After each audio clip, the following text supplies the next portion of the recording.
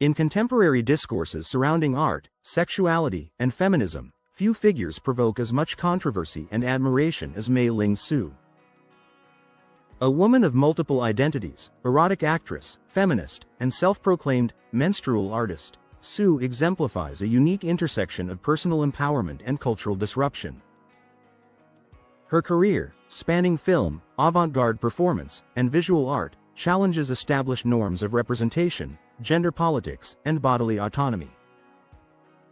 If you're enjoying the vibe, go ahead and hit that like button, subscribe to the channel, and share this video with your friends. It really helps us out. And if you want to go the extra mile, consider becoming a member to get some cool exclusive stuff. Alright, let's get into it. To appreciate May Ling Su's influence and provocations, it is essential to understand her work within a larger framework. Historically, women have been marginalized, objectified, and denied agency.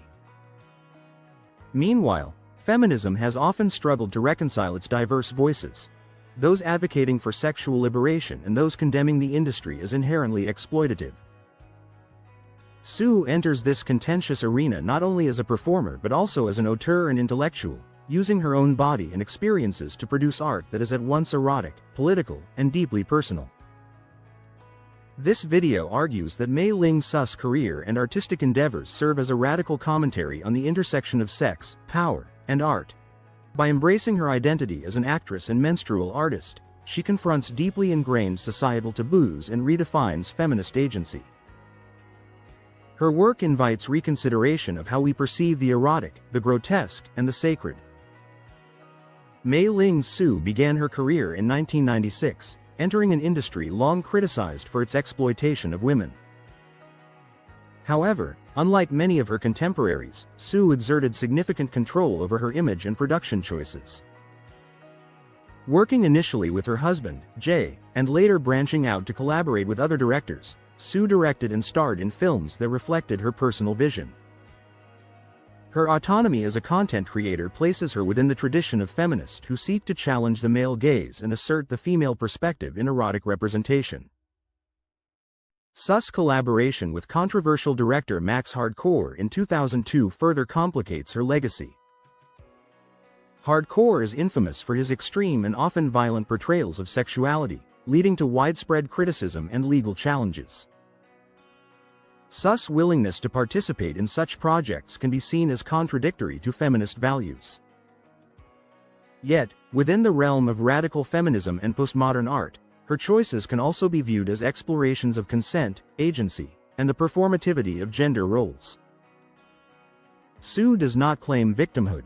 Instead, she reclaims power through participation, blurring the lines between exploitation and self-expression. Moreover, Su has been recognized by mainstream and alternative artists alike. Her inclusion in Timothy Greenfield Sanders' 30 Erotic Star Portraits and the HBO documentary situates her among the most influential figures in American entertainment. These portrayals elevate her from mere performer to cultural icon, suggesting that her contributions extend beyond titillation to social commentary. By asserting her voice within a stigmatized industry, Su challenges the binary thinking that separates from art and sexuality from intellect. In 2010, Su expanded her artistic repertoire with the publication of On My Period, an art book composed of visual works created using her menstrual blood. This bold artistic choice directly engages with one of society's most enduring taboos: menstruation. Across cultures and epochs, menstrual blood has been shrouded in silence, associated with impurity, and excluded from public discourse. Su's work not only defies these conventions but uses them as a canvas for aesthetic and political inquiry. Menstrual art occupies a contentious space in both the art world and feminist theory. While some critics view it as grotesque or attention-seeking, others celebrate its capacity to reclaim female biology from the grips of shame and invisibility. Su situated herself within the lineage of feminist body art, following in the footsteps of artists like Judy Chicago and Carolee Schneemann. Yet, her work stands out for its unapologetic eroticism and integration with her persona. In Su's hands, menstrual blood becomes not just a symbol of fertility or womanhood but an instrument of transgression and liberation. Her recognition by the art collective Erotic Saints further exemplifies this synthesis of the sacred and the profane. Known for their erotica approach to religion, the collective uses erotic imagery to challenge religious orthodoxy and moral rigidity. Su's inclusion signifies not only her impact on but also her role in broader cultural critiques. Her art invites viewers to confront their discomfort and reconsider their assumptions about purity, sin, and the female body. The international reception of Su's work also testifies to its significance. Her portrait is permanently displayed at the Erotic Museum in Amsterdam, a city long known for its liberal attitudes toward sex and art. Meanwhile, Swedish punk painter Carl Backman's portrayal of Su for the Museum of Erotic in Art in Zurich situates her within a European avant-garde tradition. These accolades affirm Su's status as a boundary-pushing artist who bridges the gaps between feminism and contemporary art. Despite Su's self-determined career and artistic achievements, her legacy remains contested within feminist circles. Critics argue that, regardless of intent, perpetuates the objectification of women and reinforces patriarchal norms.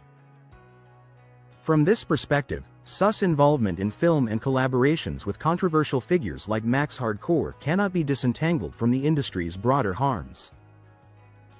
Such criticisms merit serious consideration. The industry has a documented history of exploitation, coercion, and gender-based violence. Su's personal agency does not negate these systemic issues. However, to dismiss her work solely on the basis of its medium is to undermine the complexities of feminist thought.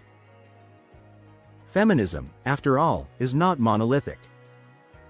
It encompasses a spectrum of beliefs, including sex-positive feminism, which champions sexual autonomy as a form of empowerment. Moreover, Su's integration of menstrual art into her oeuvre suggests a deliberate critique of the very systems that seek to marginalize her. She does not merely participate, she reframes it as a site of artistic and political expression. By foregrounding her own bodily experiences, Su shifts the narrative from objectification to subjectivity. Her work invites dialogue, not dogma. In doing so, she exemplifies a feminism that is inclusive, intersectional, and unafraid to confront discomfort. May Ling Su's career defies easy categorization. As an actress, feminist, and menstrual artist, she operates at the crossroads of controversy and innovation. Her work challenges societal norms surrounding sexuality, female agency, and bodily representation. Through her self-directed films, she reclaims the medium as a space for empowerment and narrative control. Through her menstrual art, she confronts taboos and invites reflection on the aesthetic potential of the object. The central thesis of this video, that Su's career constitutes a radical commentary on sex, power, and art, has been demonstrated through an exploration of her contributions to film, her foray into menstrual art, and her engagement with feminist discourse. While criticisms of her work remain, they are part of a necessary and ongoing conversation about the boundaries of representation and the meanings of empowerment. Ultimately, Su's legacy lies in her refusal to conform to established roles or expectations. She is a provocateur, a visionary, and a testament to the power of self-definition. In an age where debates about feminism and bodily autonomy remain as urgent as ever, May Ling Su offers a model of resistance that is as complex as it is compelling. Her art and activism remind us that true liberation often lies not in purity or perfection, but in the messy, beautiful contradictions of being fully human. If you enjoyed this video and would like to see more content like this, please consider subscribing to our channel.